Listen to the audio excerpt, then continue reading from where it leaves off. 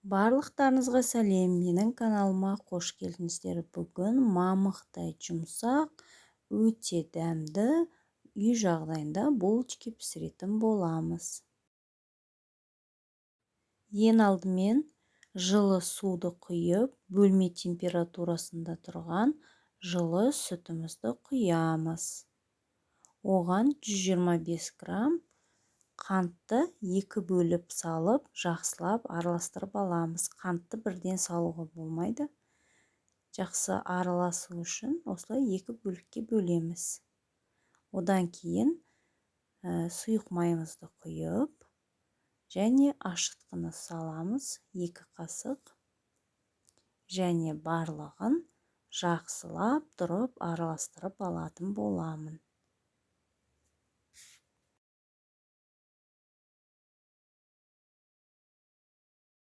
Жақсылап араласқан массамызға енді бір жұмыртқаны қосып, тағы да венчиктің көмегімен араластырып аламын. Бірнеше бөлікке бөліп, енді ұнымызды салатын боламын. Енді қамырды қолмен біріктіретін боламын. Иін қандырып аламыз. Және осы нанды демалдыруға 45-30 минутқа қойып қоямыз.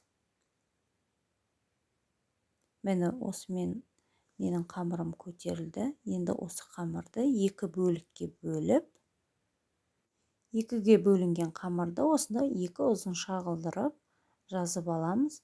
Және осыларды бірнеше бөлікке бөліп, осымен менің қамырларымыз дайын. Бірнеше бөліктерге осылай бөліп қойдым. Енді ұнды сеуіп, бөлінген қамырларымызды жақсылап жазып шығамыз. Дәл видеодағындай. Жазылған қамырға енді сұйық майымызды осылай жағып шығамын. Және кішкене қант сепсеңіздер болады. Егер сіздер тәттіні ұнатпасаңыздар, онда қант сеппей қойыңызға болады. Қатты тәтті болып кетеді десеңіздер. Енді осыдан әдемі қылдырып булочкидің формасын жасайтын боламыз. Дәл видеодағындай қылдырып жасаңыздар, өте әдемі, ерекше булочки болып шығады. Егер үйге қонақ шақырып, қонақтарыңызды таңғалдырғыларыңыз келсе, дәл осындай булочкиларды жасап көріңіздер. Үстелдің сәнін келтіріп тұратын ерекше булочки болып көрінеді.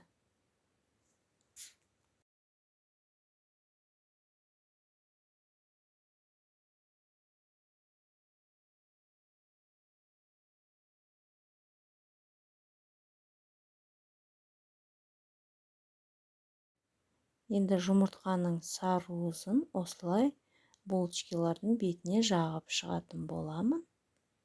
Барлығына осылай әдемі түс беретін болады.